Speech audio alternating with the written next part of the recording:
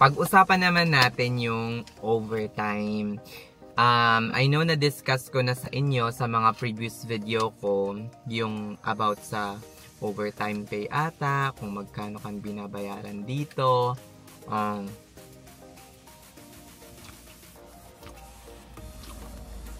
Pero ulitin natin sa mga bago pa lang dito sa channel na to. By the way, naka 30 minutes break ako ngayon. Ano lang, chicken stuffed with broccoli. Bigay ng friend ko. Lagyan pa ng pangalan, Ken. Bago ako mag-break. Babalik na ako in about 20 minutes. Yan.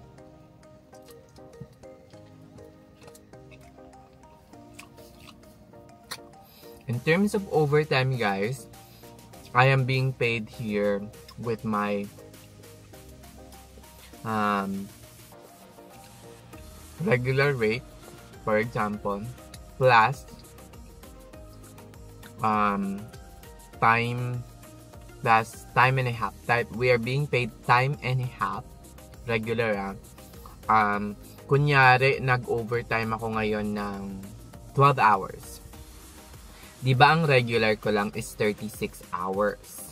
So, sa 36 hours na yun, kapag nag-overtime ako ng additional 12, magiging 48.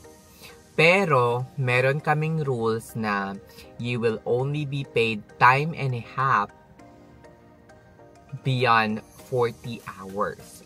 So, all of your hours below 40 hours will be paid regular plus your PM differential or your night differential. So in short, kapag nag-OT ako ng additional 12 hours for a certain week, I will get regular pay for the first 40 hours, and for the next 8 hours, it will be paid time and a half. So the 8 hours will be paid like, kunyari, for example lang $50 ang aking rate, I will be paid $75 an hour plus PM differential or night differential. Ang night differential dito sa amin is 10% for PM differential, which is, for example, 10% ng hourly rate mo. So in my case, since I'm a mid-shifter, starting 3 p.m. up until, if I'm not mistaken, 6 p.m.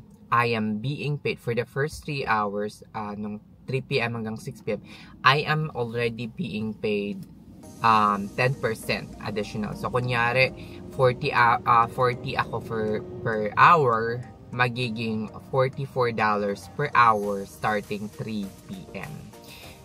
Yung 12 hanggang 3 p.m. ko ay, yung first 3 hours ay paid regular. So, starting naman ng 7 p.m. hanggang 6 a.m. ata. So, in my case, hanggang 12 lang ako. So, 7 p.m. hanggang 12 p.m. I am being paid additional 15%.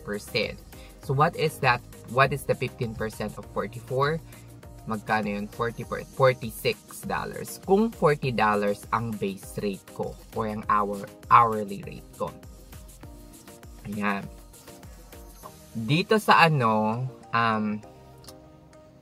dito sa catering or sa employer ko ngayon, we are only being paid time and a half for 40 hours and above. So, in short, kahit mag-pick up ka ng 12 hours, 8 hours lang yung mababayaran sa'yo ng time and a half. Now, right now, since we are fully understaffed, we are also being paid crisis pay. So, the crisis pay, it depends. It depends kung urgently need nila or napakataas. Usually, nagbibigyan sila ng additional $20 to $30 an hour.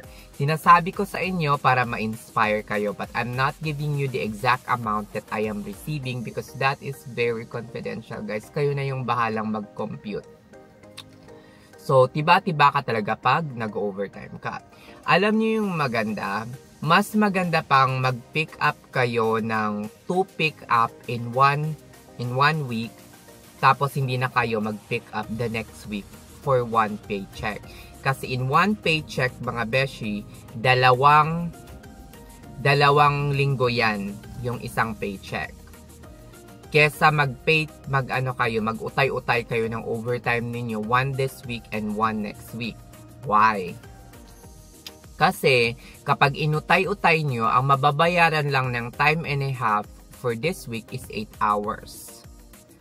Next week naman ay 8 hours din ang mababayaran. So, hindi siya maganda. So, mas maganda pa yung dalawang 24 hours ang i-overtime nyo for this week, and then the next week, hindi na kayo mag-overtime.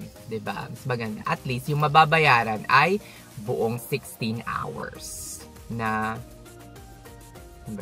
yeah, 4 hours. Hindi, 20 hours na time and a half ang mababayaran kung yung 24 hours ay i-overtime nyo for the same week. Pero pag uutayin nyo, ang mababayaran lang ng time and a half is 16 hours, which is 8 hours. O, diba? Did you get what I mean? Kasi tagto 40 and above lang ang babayaran na hours ng time and a half. So, yun. Doon na tayo sa pinaka-main topic natin, since na-discuss ko na ng paulit-ulit kung paano kami binabayaran dito sa Amerika for very sulit talaga kung gusto nyo. Maraming mga nurses ang nagsasabi or nag-overtime ng sobra-sobra. Yung iba nga, as in, halos hindi na magpahinga, mga nakakaisang off lang, kung minsan yung iba nagsi-straight 7 days. Ito ang may advice ko sa lahat ng inyo. Huwag kayong magalit or huwag kayong for me, okay lang naman mag-overtime. Okay mag-overtime. Kasi mataas yung bayad, mataas yung take the opportunity daw. Pero at the same time, if you are putting yourself at risk or you're putting your health, para makapag-overtime ka, you're sinasacrifice ninyo yung health ninyo at the expense of money, please do not do it, because hindi sayang ang magpahinga. Hindi sayang ang alagaan ang sarili. Sabi nila, wala naman akong pamilya, wala naman akong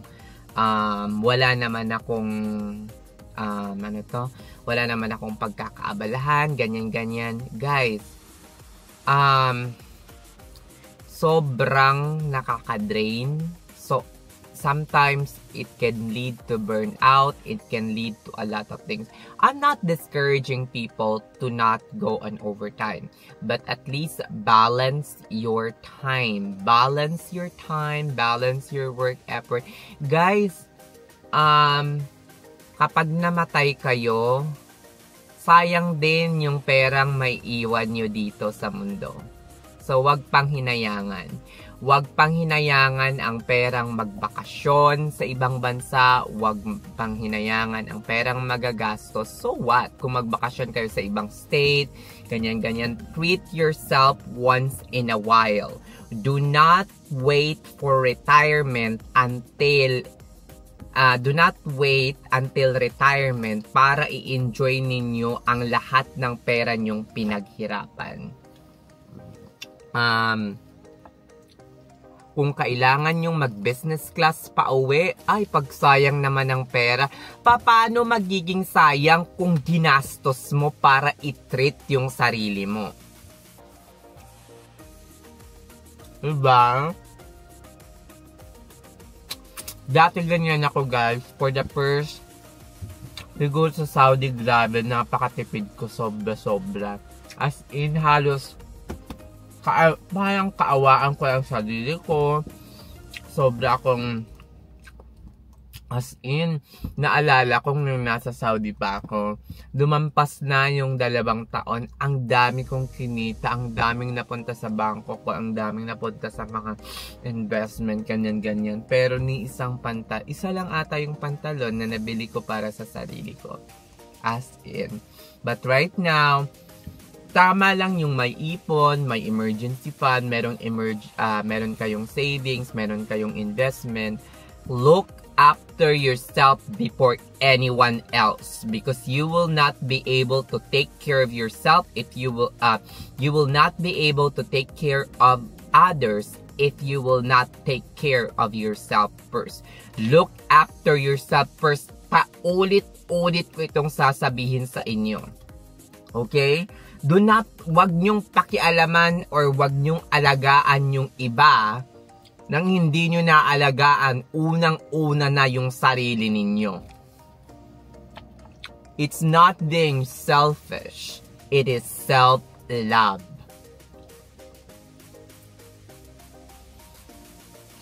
Kasi may mga ibang tao kasi na, ay kasi ako yung nandito sa Amerika, ako yung inaasahan talaga, ako yung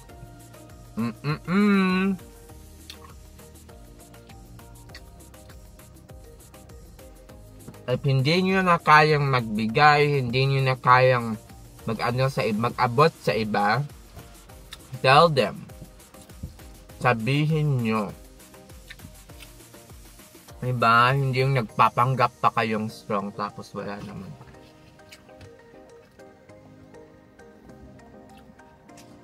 Ano yung palakad-lakad niya?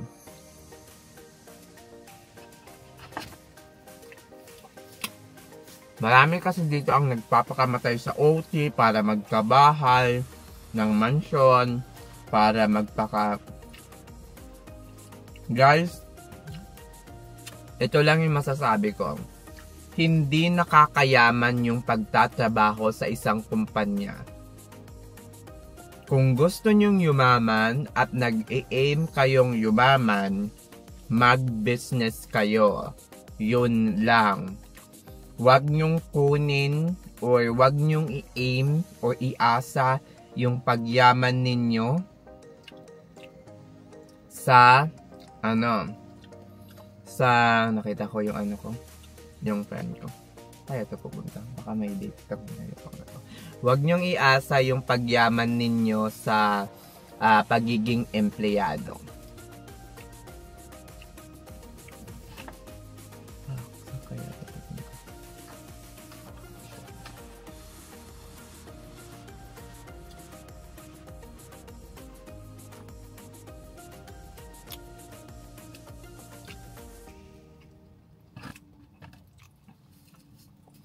Kasi kung pipilitin nyo yumaman sa pagiging empleyado, sasaktan nyo lang at dudurugin nyo yung health ninyo.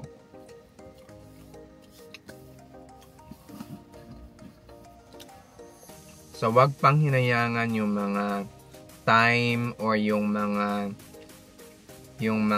pagkakataon na hindi kayo makakapag-OT. Love yourself! Shut up! Okay lang na mag-OT once in a while kung meron kayong... For me, ang overtime ay dapat nakalaan lang yan for something na gusto nyong ma-achieve. May bibilhin kayo, meron kayong travel plans, at gusto nyong mag-business class, or gusto nyong magstay sa isang magandang hotel, or gusto nyong magbakasyon, that's it. Pero wag na wag mag-overtime para yumaman ng husto or para Okay lang kung nag-ambition kayo for something na mag-open up ng business and something. It's not good for your health, no matter what the reason is. So, yun lang. Sana wag sasama ang loob ng iba nating mga konars na nandito. Kasi, sinasabi ko lang ang naging experience ko nung mga sobra pa ako mag-overtime. Kasi last year at saka 2023, nung bagong dating ako dito, na ko rin, parang nanghihinayang din ako or nalulung din ako sa pag-overtime. Sobra ako kung mag-overtime. But right now, since hindi na ako nag-overtime masyado, nag-overtime pa rin ako once in a while kapag merong bibilhin or merong maganda na meron kang extra na kinikita. Like above 1K, above $1,200 from your paycheck, every paycheck. Pero,